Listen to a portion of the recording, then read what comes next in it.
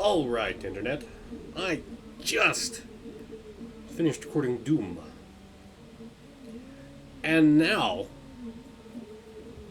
EA has decided to work, and as you can see, I actually got into Andromeda. So, I'm going to round out my night and upload a couple videos, and then I'll round out next weekend, and it'll all be chill. Where did we leave off? We had just... Is that a new game or a resume game? Because I can Alt F4 the hell out of this. Okay. I think this is a resume game, as it should be. Because this looks like we're back at the Hyperion. The budget just as good Citadel that they built and launched to another galaxy somehow. Like, you can't build mass relays, but you can build this giant space station and launch it to another galaxy. So we just got there and found out they had all kinds of problems and famine, and they're all basically dying, and now we've got our other colony ship that just arrived, and our ship is powering their grid and they're eating our food. Like, this is obviously not sustainable, because there's only going to be so much on the colony ship. Like, this is supposed to be the safe harbor for the colony ship, and now the colony ship's the one keeping the harbor afloat? That ain't right.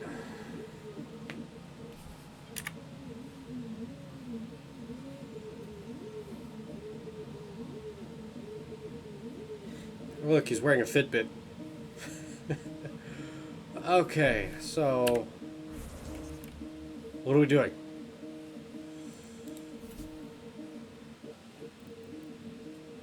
Additional tasks. Get to know the Nexus. Speak with Tan, Kesh, Kandros, and Addison. So this is going to be one of the boring episodes where I don't get to fight anything, and we're just going to talk to a lot of people and get backstory. Which, to be honest, is why everybody plays Mass Effect, but it doesn't make for compelling YouTube videos. Hello, Console.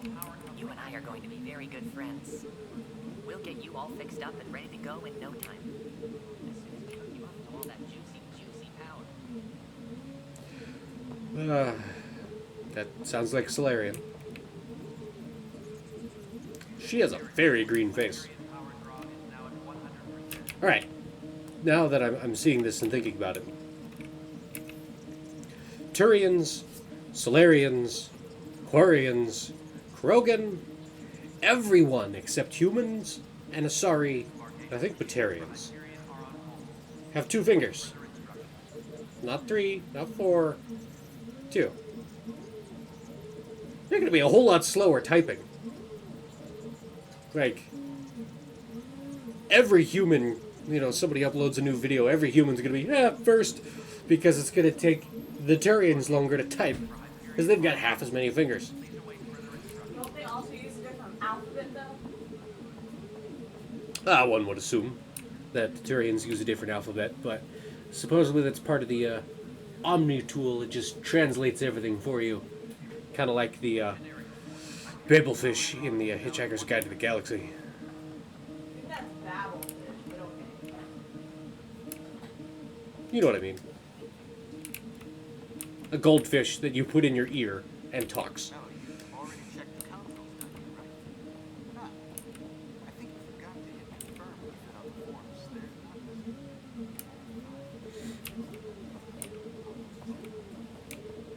Walking around, getting familiar. Why is there scaffolding here?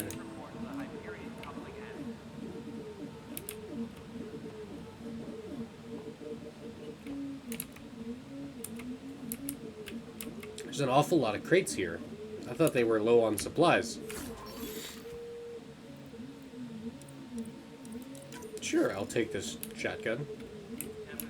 Report to the docking area at once. But the planet toxic? What if they store oxygen in porous tissue, like Quiro's rockfish? I still reckon they had breather gear stowed in that armor. Perhaps both. Life is infinitely adaptable, as our expedition proves. That was weird, like reversing the direction. Alright, so I guess this Solarian guy. And its gas bladder can expand 300%. Amazing. Hey, Eric, how about you not dissect things over lunch? It's weird.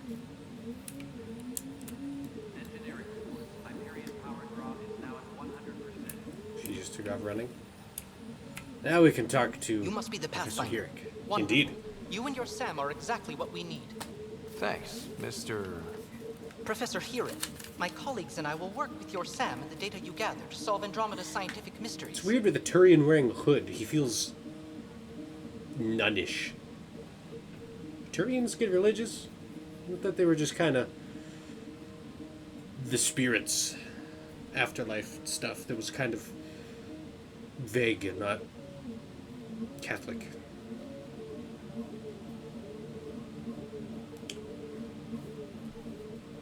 Specialties. What fields do you study? Eric's into life sciences. I do planetary geology, oceanography, rocks and runoff. Aradana's the space and math whiz. Not that we've had much to study, with everyone cooped up for 14 months. But your data on the Scourge flows like poetry. Now we can better advise on repairing the damage it caused. And maybe Addison will give us a real workspace. Who can think with all this racket? Alright, well, didn't I scan a bunch of stuff? Like, did I Pathfinder, tell you about it? we've had some trouble.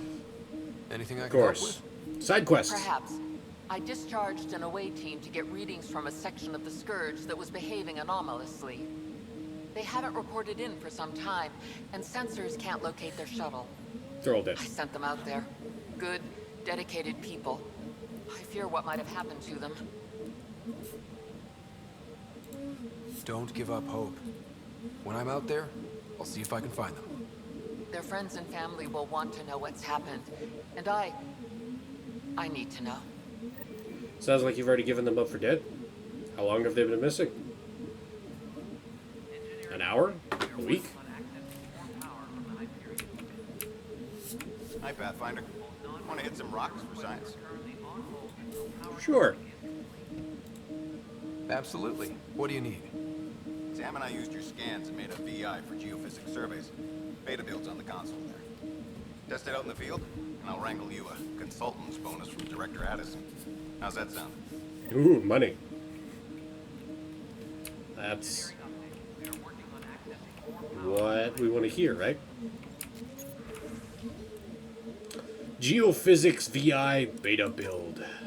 Activate. Scan minerals.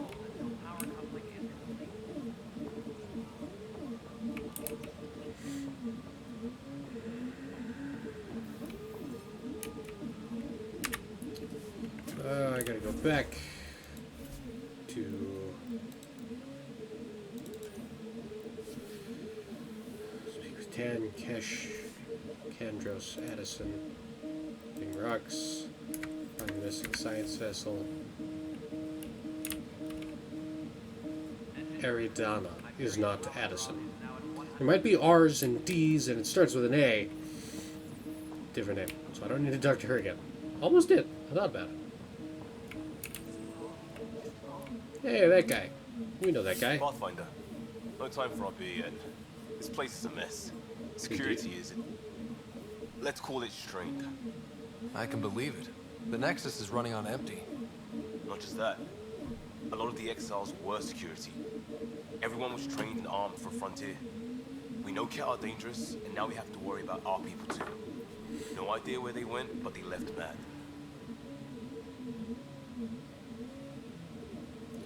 Yeah, that is not a thing we can ignore. They were frustrated. If they just wanted to kill, they could have fought to the last here. Apparently we're the big hope for everyone. Not the Hyperion showing. Just us. I'm with you. It's just a lot. We gotta do what we gotta do. As long as the Nexus is here, as long as we're here, we have a job to do. Double down crisis mode. I can do that.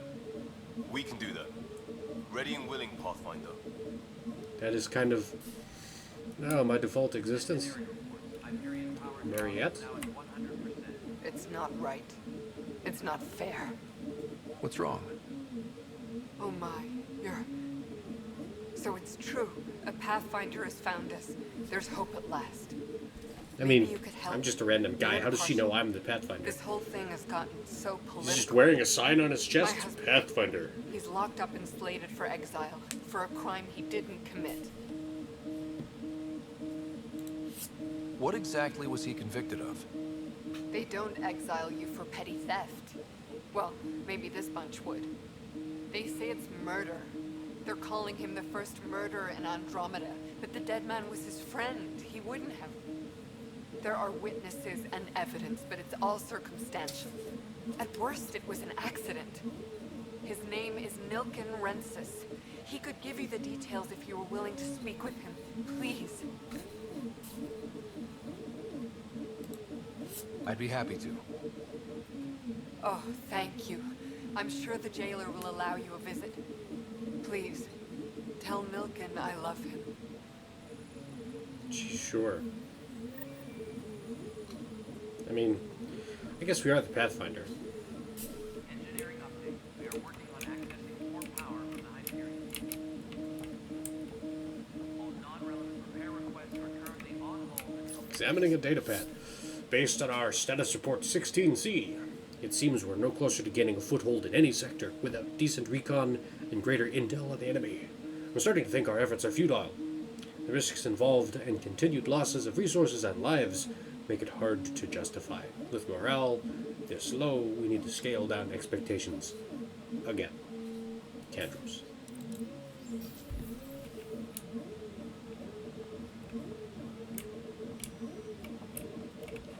Strike team This mission. console reports on the militia's current strike team missions, Pathfinder. Please speak with Tyrion Candrus for authorization to participate. Oh look, this must be Cantrums. That's the console for our strike teams. What are they? Assault and extraction squads. When we need the best, I have Apex, combat experts who've signed up to defend us. Since you have a front row view of the cluster, I can give you authority to dispatch them.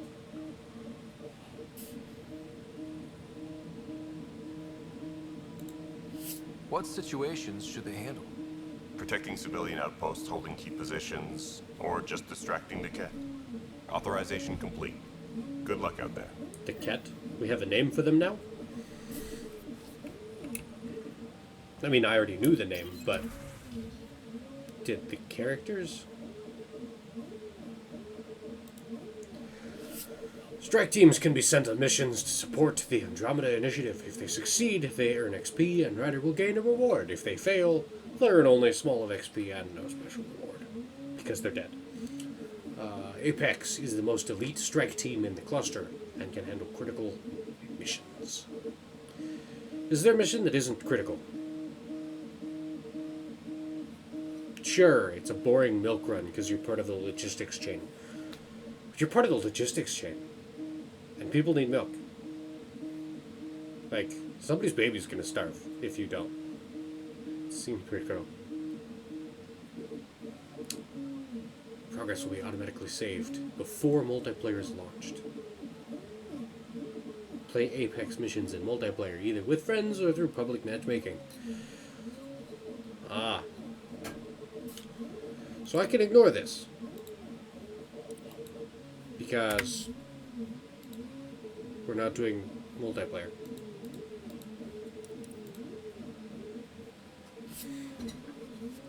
Read the description and time limit. The missions are currently available for your strike teams. Check back daily. Wow, Akon describes the difficulty. Got it.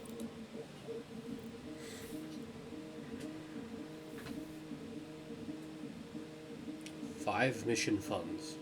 Whatever that is. This is what we were looking for.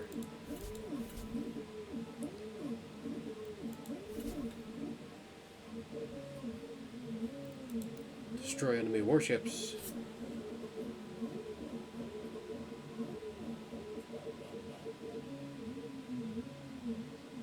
Yeah. You know, for a colony expedition, they certainly came ready to fight. That's Apex sounds like some high-speed dudes with some gear if they're just destroying warships left and right.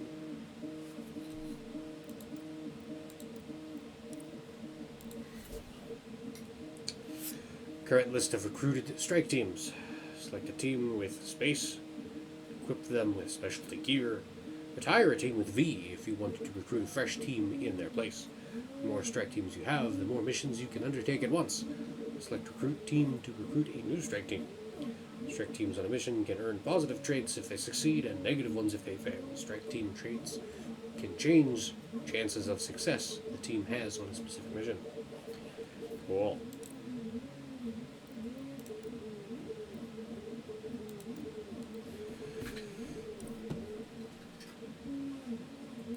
Papa level 1. Is that one person? Or 3? Is this 3 Asaris? Asarii? What is the plural of Asari? Is it just 3 Asari? Like 3 deer is 3 deer? Plus 10 effectiveness with high risk, high reward operations. No negative traits, no equipment traits. That's the team we've got.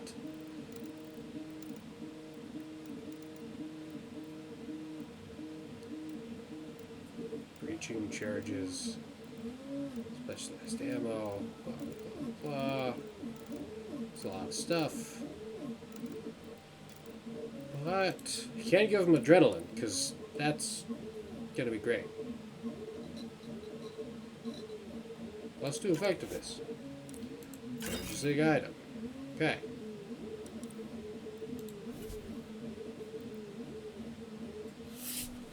Hostile forces are planning to launch several ships that could threaten our operations. I can talk. Keep those ships from launching.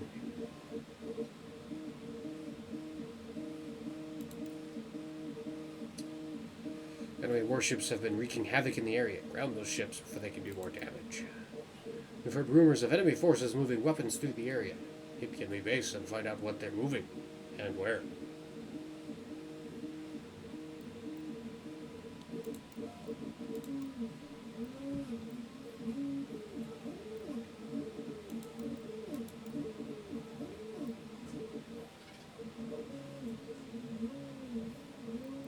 Bugs.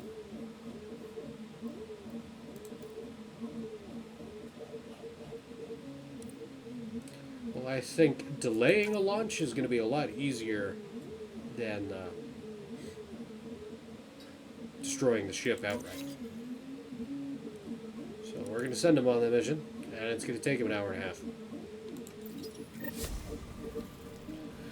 First strike. Anyway. Supposed to be talking to people. Door's broken. What's over here? Ah. Arms. Ultra rare shotgun. Which one do I have? Huh.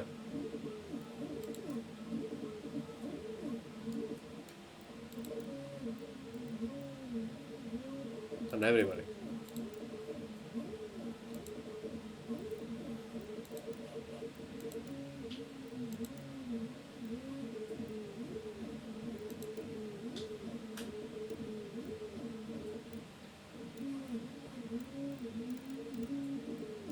I don't have a lot of anything to sell either. So, I guess I can't do that yet.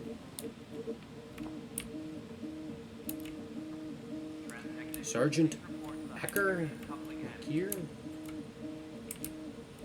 I guess he's the guard we're supposed to talk to about this other guy. Pathfinder Ryder, here to see Nilken Rensis.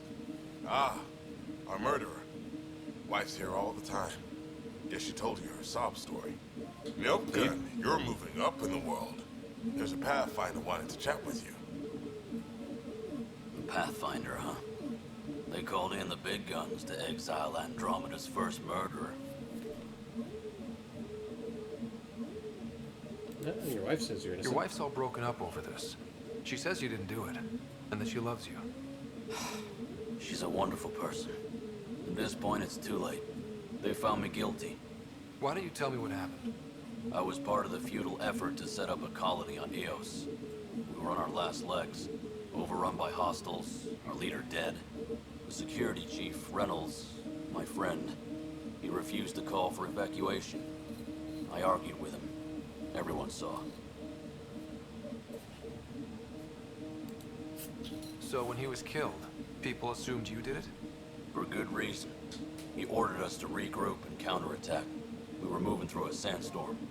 I saw movement, thought it was the Ket, and I guess I panicked and fired. So he did shoot him. Saw the chief's chest explode. Sounds like an accident. That's what I told them. But I was enraged when we argued. There's a recording. It's ugly. Everyone's certain I did it on purpose so we could evacuate. Only my word otherwise. Well, at least he's honest about it. I'll check out the evidence. Maybe something doesn't add up. It'd be nice to have someone with an open mind looking at it. You're a Pathfinder. I'm sure Kandros would give you access. Maybe there's still hope. I have to go back over here and talk to this guy again. Engineering update. We are working on accessing more power from the Hyperion. I know that look. The others bent your ear, did they? Something like that? You get used to it. Just focus on being a Pathfinder. Can't argue with results, though they'll try. Anyway, welcome to Militia HQ. Excuse the mess. This office fields militia work, Nexus security, and looking for the Turian Ark. What's the word on the Turian Ark? Scattered readings. Some indicate the Natanus was destroyed, others that people are alive. Who knows? If you need anything, come see me, even if it's just a vent. I spoke with Nilken Rensis, the man found guilty of the murder on Eos. Yes, our first murder here in Andromeda. I wish it had been our last. When the colony attempts failed, it didn't help spirits that a high-ranking officer was killed by one of our own. The mutiny here on Nexus was probably inevitable, but this acted as a spark. So there was a trial and he was found guilty? It was short and decisive. Despite the lack of physical evidence, everything added up. His only defense was, trust me, I didn't mean to do it. That is the difference between murder and accidental death. In this case, motive plus opportunity plus eyewitness account equals murder. Look, knock yourself out. A key witness, Cassidy Shaw, works in operations. Go ahead and talk to her. And there's a recording of the perpetrator threatening the victim. I'll let you cue it up on the console there. As far as I'm concerned, this case is closed. My team ran into some not-so-friendly locals on the way here. Bony crests, advanced tech, merciless sons of bitches. They're called the Ket. We've sighted them on several worlds already. I've seen how dangerous they are firsthand. They could take the Nexus apart. Someday Addison will believe me.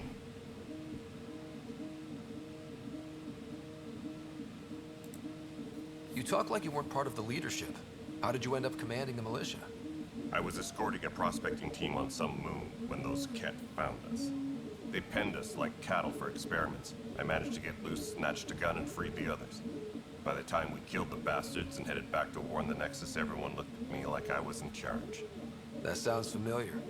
The militia grew from there. Funny, once the heat is on, all kinds of people rise to the top. What brought you out here to Andromeda? I was tired of being the good one. The good one? The Kandros family is old military. There were expectations, you know. Then my sister became a sculptor and cousin Irene went pirate on Omega. Everyone was proud that I stayed in service. But I kept wondering, when do I get my adventure? Jen Garson's dream was so grand, so gutsy, I had to be part of it. Fair enough. Are the other Turians managing okay?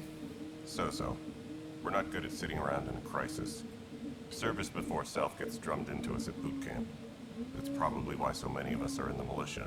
We like to earn our citizenship, whatever galaxy we're in. But it's hard to focus with our arc missing. Indeed. What do you know about the enemies we've encountered? The Ket?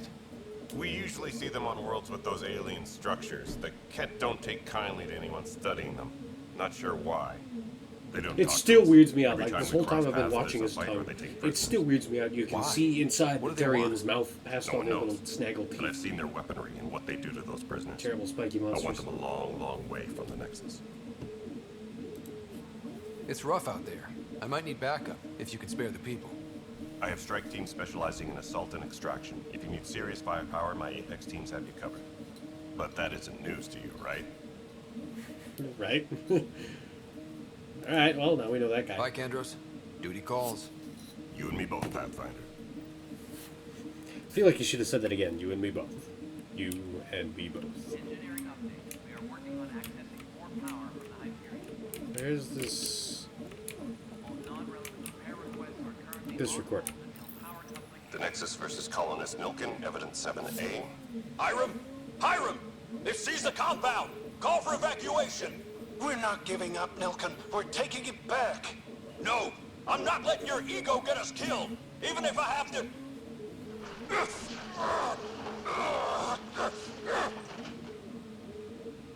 No! Get him off me! Get him off me! Speak with witness Shaw. Where is said witness? No standoff there. Ugh. Excuse me. I wish I could ask them. Hey, where's Shaw? Trans technician, please report to the Hyperion coupling end. Not that guy. Y'all just gonna stand there?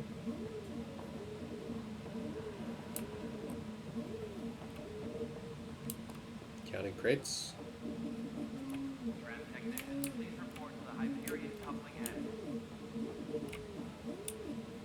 Coffee pot. Oh, it'll be a sad day when the colony runs out of coffee. Is this Shaw? No. This person? Nope. Docking area at once. I'm sure it's something I could look up on the map, right? It requires reading a map and directions. Men don't read directions.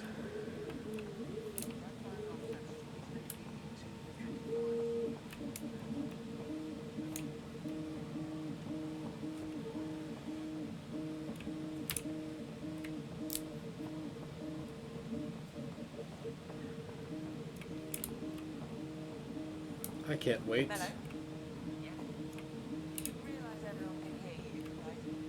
Yes. to get off the Hyperion. Yes.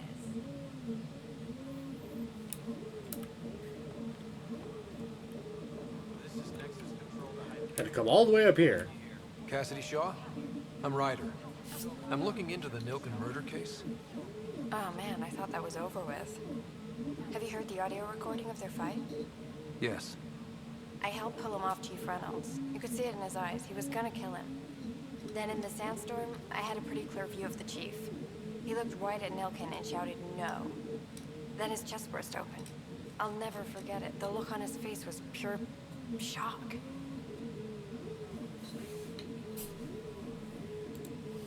Did you see any cat in the vicinity? Nilkin said so, but not that I could see.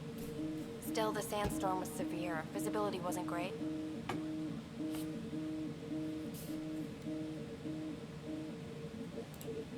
If they'd fought and Nilkin threatened to kill him, why was Reynolds surprised?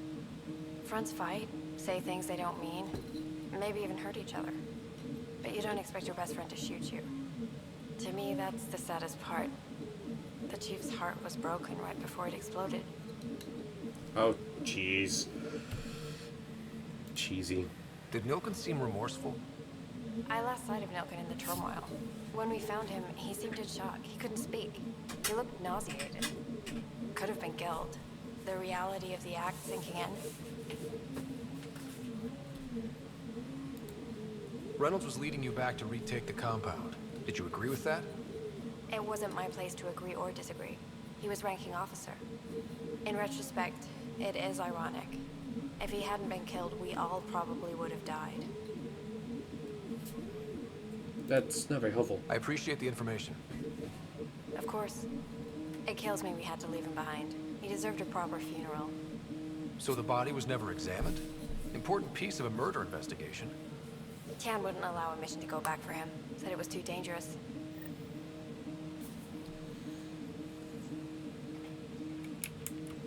Ah, here's the Addison I'm supposed to speak to. And then we go talk to All Tim. right, what happened? To who? To whom? And your goddamn father. Sorry, my face is tired from dealing with everything. And right now, I just want to know what happened with Alec. I don't want to get into it. Things went wrong. And now I'm the one you have to deal with. Alec Ryder wouldn't accept that kind of ultimatum. Damned if I will. We'd never have left home if we... Not home. The Milky Way. This is home. This mess. We don't have a lot of options, Ryder. Maybe you'll prove your father right. After 14 months of failed colonization, forgive me if I don't hold my breath. That does sound...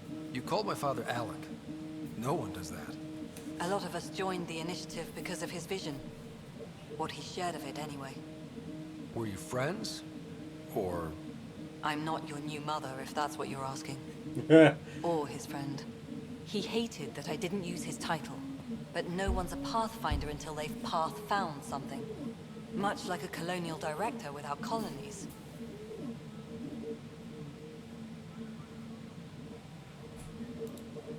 There's also the strange technology. Has anyone studied that? We've tried. Not me. The brains in research. They're supposed to know their business. The current excuse? The tech we dug up on Mars was more advanced, but it was plug and go. The tech here thinks different? I don't know. We've mostly avoided it. And Seems from legit. what the Hyperion logs say about Alec, maybe that's good. How do you fit into the Nexus leadership? I oversee the actual settlement effort. As the number of outposts is currently less than ideal, my influence is limited. As Tan is quick to remind me. Number Left of a outposts? perfectly adequate career as a Are there chief any? officer. Provincial capital, too. Only a new galaxy could pull me away. And here we are, idling. There must be some kind of plan for encountering hostile aliens. We can't have been that naive. We expected life, not an enemy that refuses to talk. They don't attack, they disinfect. We're nothing until we're bacteria. Sorry, 14 months and you stoop to poetry. That's how bad it is. Talk to Kandros if you haven't. He's unfortunately become the head of our military. And as soon as he realizes it, we're in the shit. You don't trust him? I trust him to defend us. I do not trust a rising military influence in a supposedly civilian initiative. We came here to make history, Ryder. Also fair. Not repeat it. Ugh, goddamn poetry. You've had no colony successes in over a year. How many tries is that? Less than you'd think. The Scourge, spoiled worlds, exiles, hostiles. We can't just plop down an outpost and expect picket fences. We need the Pathfinder and Sam to scout, evaluate, and inspire. The initiative promised a goal. Andromeda has not cooperated. And if it had? Beautiful utopian horseshit. Colonies that produce and support each other. The Nexus a citadel, not headed by Tan, or even me. Beautiful utopian horseshit.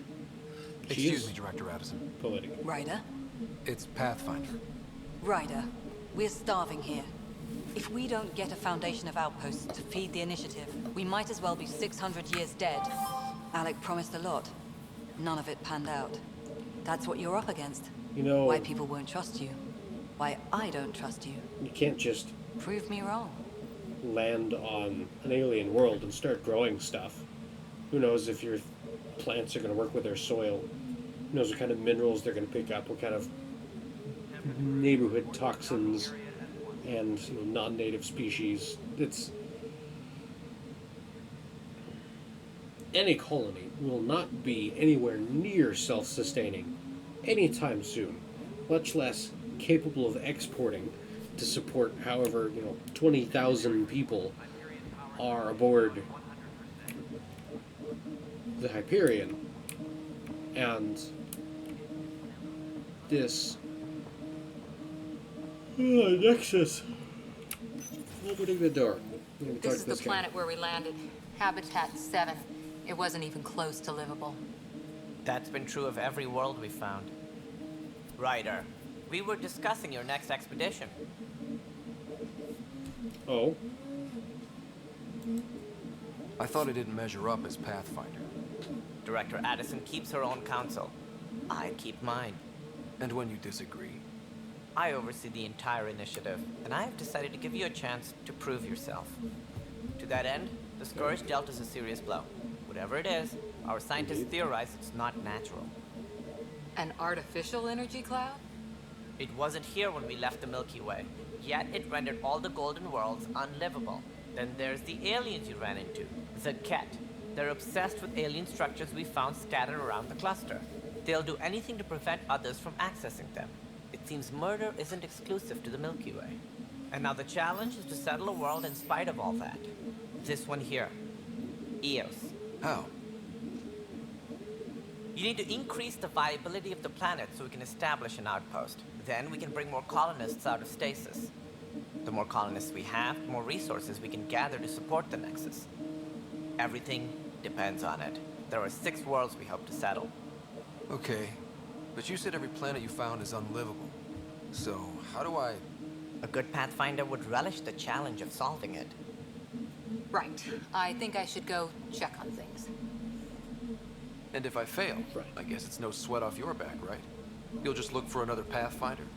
Placing bets on people is part of my job. Some of them pay off. Others... Others what? Alright, so, to take that a few sentences back, you need to increase the viability of the planet. End quote. That's a whole planet. And by increasing viability, you mean terraforming. Terraforming a planet is not fast. It is not something that can just be done overnight. You can't just turn on a light and make it all copacetic. With current technology, anyway.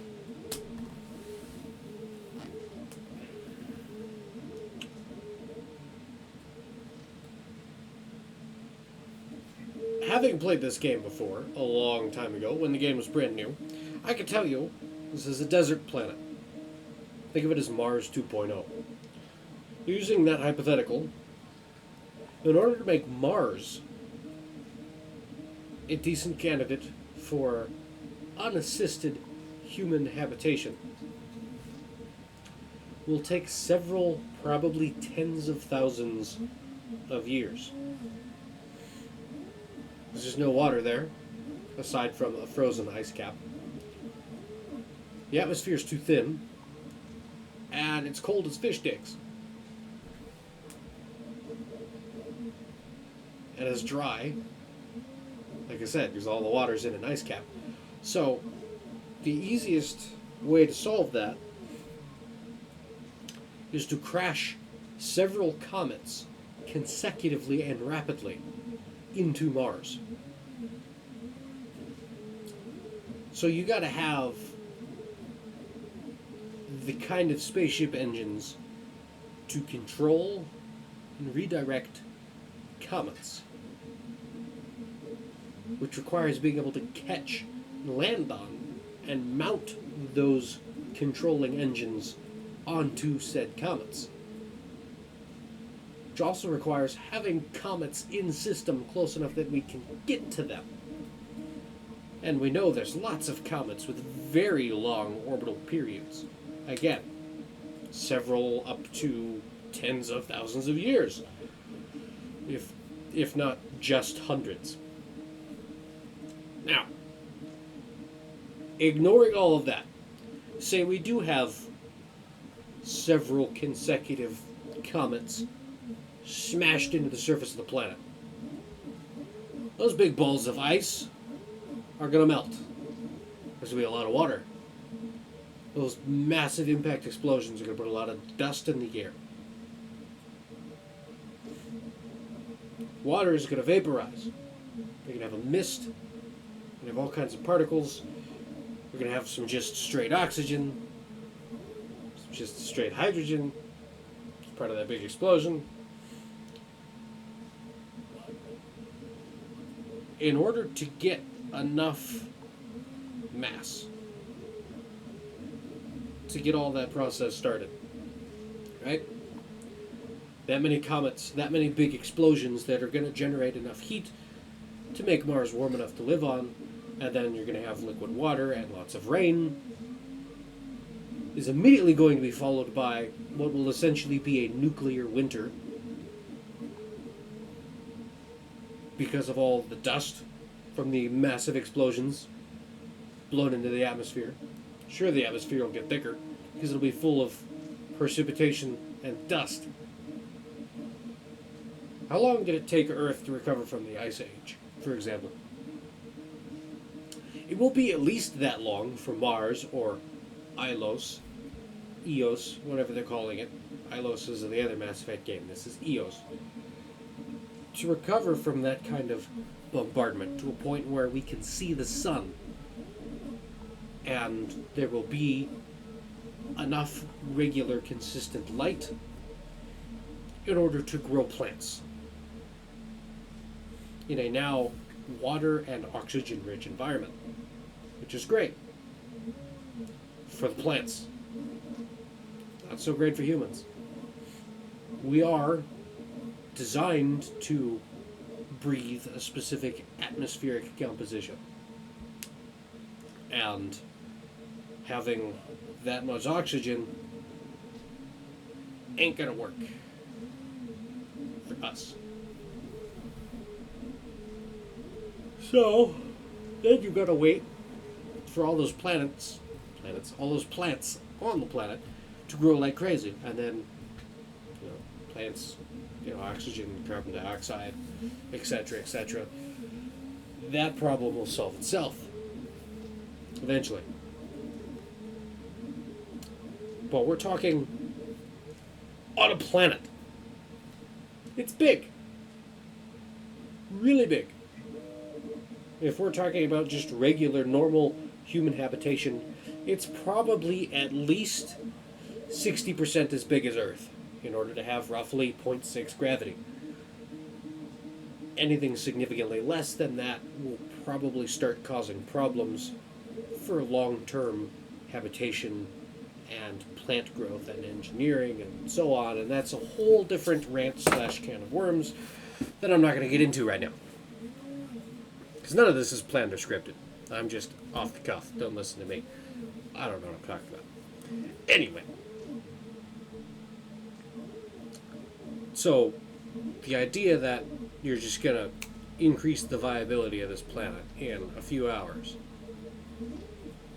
so that you can colonize it is completely preposterous.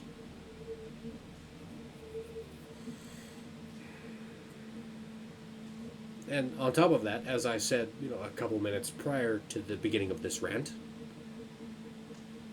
colonies aren't going to be self-sufficient overnight. Look at when the Europeans rediscovered North America.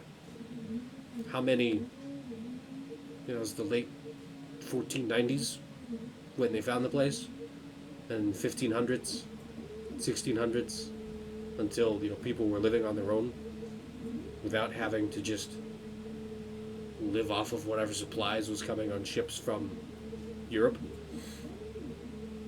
It wasn't until the late 1700s when the American Revolution happened. So that's a couple hundred years, several generations of colonies not being self-sufficient and not being able to sustain themselves, much less export anything beyond exotic curiosities back to Europe. Where at this point, we're talking about overnight changing the environment of an entire planet so that we can overnight build a colony which will overnight provide primarily food, it sounds like, / other resources to this giant space station in orbit.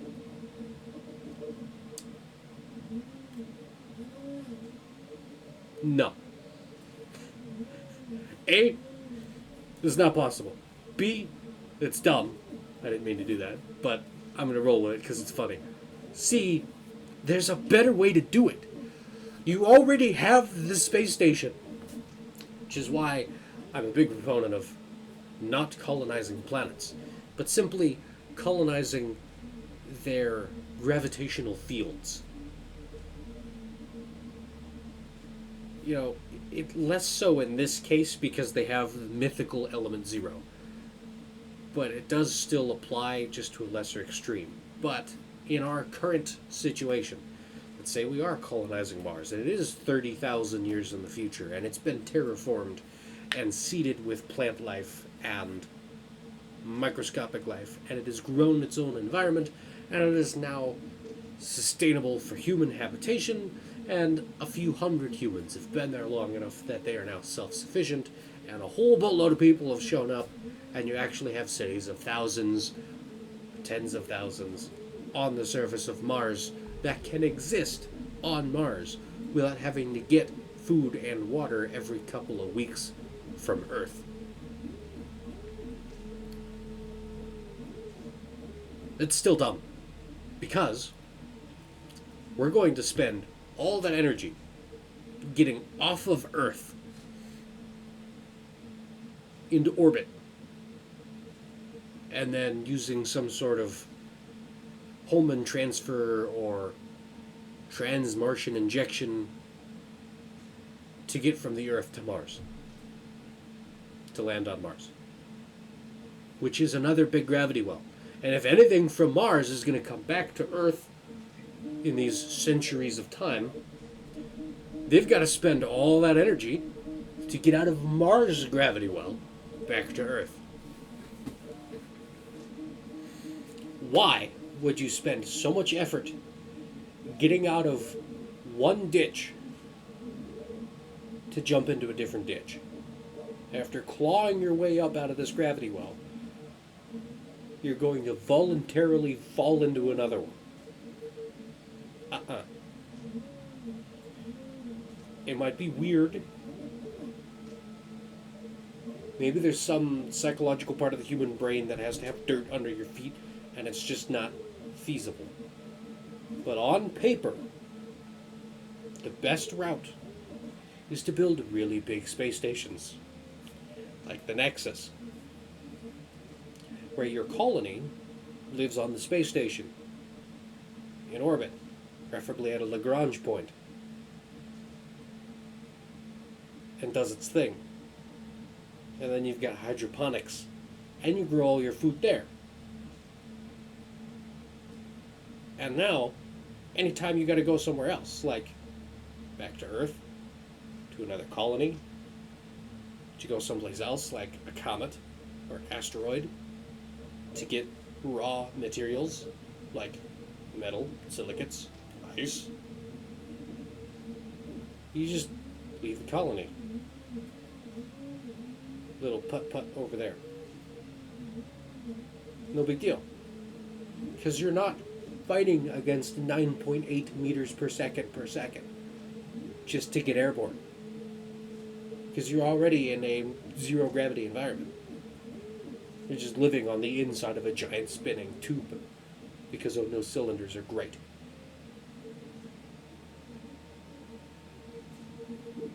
And that would be by far the most efficient expenditure of resources. And not to say that we wouldn't be on Mars, or that we wouldn't have people there, that there would be no people on the surface of Mars, because A, there's always science to do and things to learn, and I like knowing stuff. And much like the aforementioned comets and asteroids, there are resources on Mars that would be valuable to get up off of Mars. But you don't need everyone living there. Just like every person that drives a car does not work in an oil field. So, you have oil workers on the surface of Mars doing the thing, getting the resources, putting it in a rocket and putting it back up into orbit wherever, Lagrange L3 point next to Mars, this giant O'Neill cylinder happens to be, where all of those resources can be given to the thousands to tens of thousands of people that will live on your standard-sized O'Neill cylinder, because that is a thing. I don't remember the dimensions off the top of my head. I want to say it was like 1.5 miles in diameter and 10 miles long. That way you can have rotation at X speed that will be slow enough that your inner ear won't perceive it and you're not going to get vertigo. It'll be large enough that you won't have a perceivable difference in gravity between your feet and your head, which will also be great for not having vertigo. And you're going to have a whole bunch of surface area on the inside of that cylinder to house a whole bunch of people and grow things. It's like a whole county worth of surface area out of a state. Just saying. Economy of effort, bang for the buck. Colonizing planets is dumb. Because we just got off of a rock just to go back to another rock. That's not helping anything. Especially after we spent 20 or 30,000 years making a very different rock. A whole lot like the rock we just left. It's like you ever see that meme when you want a thing and then your mom's like, no, we have that thing at home, and then it's a picture of something that's related, it's still food but you don't want to eat that. We have McDonald's. No, we have McDonald's at home and it's still cold chicken nuggets that didn't get microwaved long enough and they're just gross. It's not the same thing. Anyway, science fiction rant aside, let's get back. Just point me to my ship and I'll be out of here. To actually do They're it. prepping it now in the docking bay. The coordinates for EOS will be in the computer. And when you have a moment, we should discuss the missing arcs. I was wondering about that. Thanks, Sam. Something wrong? Ryder, please see me and Sam node on the Hyperion. Your implant needs attention, and we need to discuss a confidential matter. No, I'm fine. That's not what we're here for, though. I know I'm way longer than I should be because I'm ranting about the economics of colonizing, but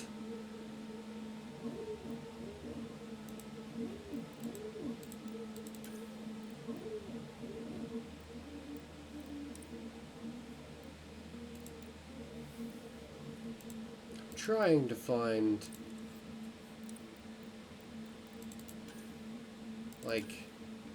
there we go. I gotta do the thing, because otherwise I'll forget to do the thing before I finish the thing. Ryder, you have my condolences for your father. I appreciate it. I didn't know him very well, although I understand he played a key role in planning the initiative. I'm sure he'd be concerned that we still have several arcs missing. I'm sure. What do you know? Any idea where they went? Nothing certain. But tens of thousands of colonists are unaccounted for. It paints the initiative Tens in of thousands of colonists. About how many would fit on an O'Neill cylinder? Did you have some other business? And now, these planets they're talking about terraforming. If you just showed up with these O'Neill cylinders, right? It's already your home. You brought it with you. The quality of the conditions on the planet, like the one with the lightning we just came from, isn't gonna matter. So there's another score for the O'Neill cylinder, which would also, political, socioeconomic reasons aside, there's no reason to go to a whole nother stinking galaxy to set up your O'Neill cylinder, right? So maybe you can't go to this solar system because Tachanka's there and the Krogan, and they don't want O'Neill cylinders in their sky and they're going to eat you. You don't have to go to a solar system that even has big rocky planets to be terraformed, much less big rocky planets capable of supporting life. some asteroids, some comets, and a couple of gas giants, which are probably going to have plenty of moons, will do just as well, if not better. All you need is a gravity well with which to park your O'Neill cylinder at. End of story. Anyway, murder. We're here to talk about murder. I'm looking into the Nilken Rensis murder charge. And? I want to go to Eos and retrieve Chief Reynolds' body. That isn't usually Pathfinder business. First murder in Andromeda, and I'm impartial. Figured you'd want to get it right. Settling an outpost comes first. But I suppose I have no objections. Physical evidence will only bolster the case. That is true. The body will. The more certain we can be, one way or the the other. better. All right, but let's keep it quiet. I don't want people thinking we're reopening the case. I hope anything you find reaffirms what's been done, but if it sheds a different light, we'll deal with it. We'll send the coordinates of the murder scene. Good luck. We'll deal with it, eh? Yes, let's talk about this planet. What do I need to consider in making a planet viable? Assuming the planet supports life, an outpost is critical. People like a roof over their heads, and you'll want to eliminate any hostile threats. Whether that's the cat or other terrors lurking in Helios, colonists being murdered on sight can be discouraging. Also, scouting and mapping terrain is a priority for any Pathfinder. And don't forget forward stations. You'll want those. There is no reason for an individual, boots on the ground, to be scouting and mapping terrain. Alright, this is the future. We've got satellites and LiDAR and radar to do all that for us now. Like, we've mapped the terrain, the surface of Venus, through the clouds, from orbit, without ever putting a man on Venus. So,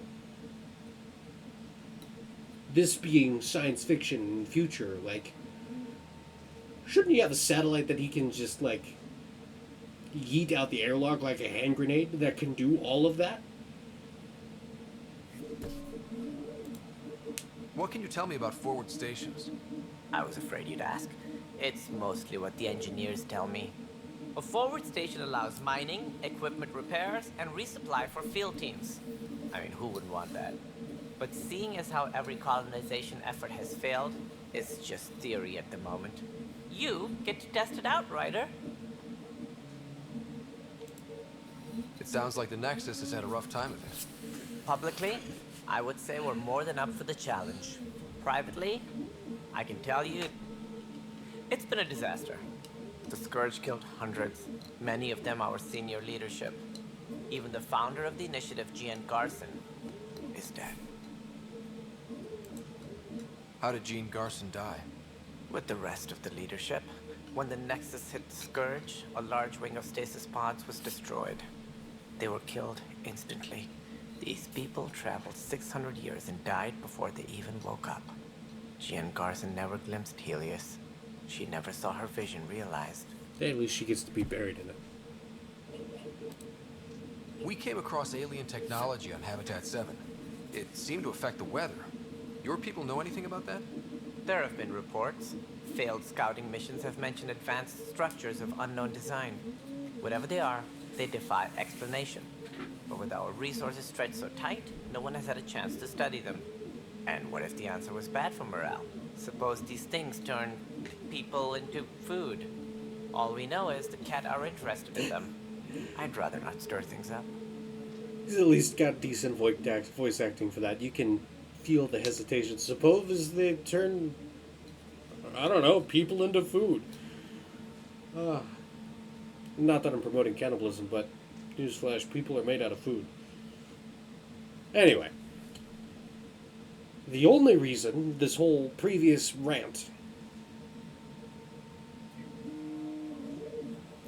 still stands, because everything I said about gravity welds and O'Neill cylinders and wasting effort colonizing planets. B, the only reason any of this terraforming stuff is viable is because we've got these giant alien structures that are somehow changing the weather on an entire planet in the matter of minutes. So that's a thing. Just waving alien technology, quasi-space magic. That's what it is. Any more information you can give me on the missing arcs? No. And that is the distressing part. The Asari, Turian, and Solarian arcs are completely unaccounted for. If they had the same problems with the Scourge that we did, I fear the worst. Should you find any clues, please investigate. Without the other arcs, the promise of the initiative can never be fulfilled. Yes, the other arcs. Don't forget my Are Quarians. there any other arcs we should expect? We had hoped Quarians would be part of the first wave.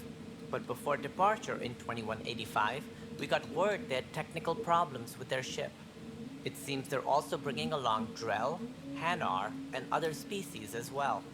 Managing all of their biological needs caused complications. We won't see them for some time to come. And because of intergalactic travel and 600 years, you've got no idea.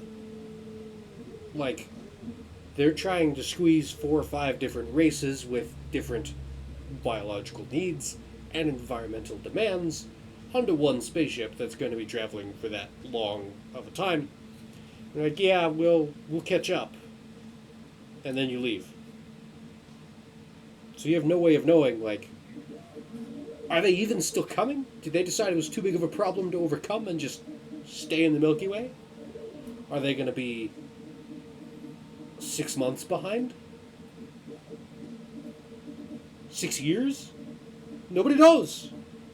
Because intergalactic communication is going to be a whole nother magnitude more difficult / impossible than interstellar communication already is. Anyway, I've done enough ranting on a boring enough of an episode because we didn't get to shoot anything. And we just had backstory. That's all. Thanks for your time. Lore. I'm happy to help. Etc. We'll find our futures depend on each other's success. So, good luck. Good luck. And, how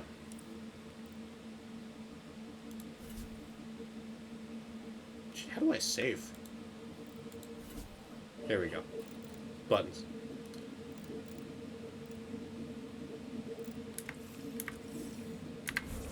That's what I was looking for. New slot. Now I'm saving. So my print runs in the background. Thank you for your time. Please,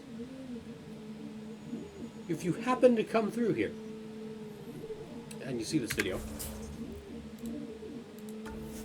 and you hear my rant, tell me what you think. Other than EA is a pain. Speaking of spacecraft, there's a space shuttle on its way to the launch pad on the no longer existent crawler.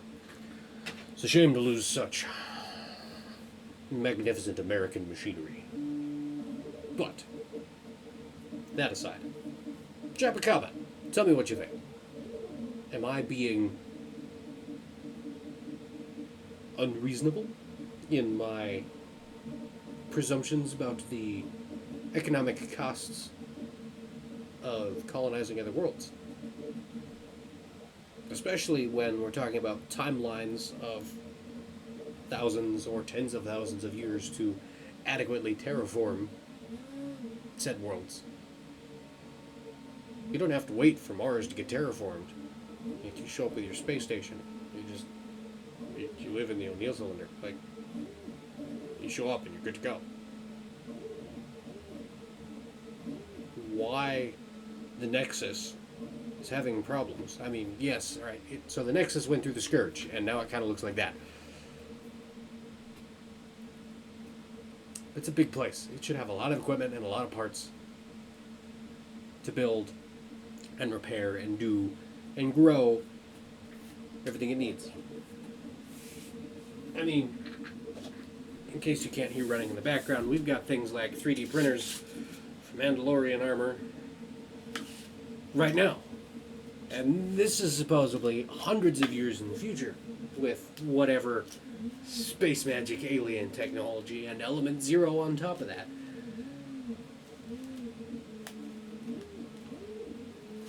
So, being able to zip down to those planets and collect raw materials to run said 3D printers and mills, lathes, foundries, etc. They've got shuttles. I mean, they're sending out strike teams, right?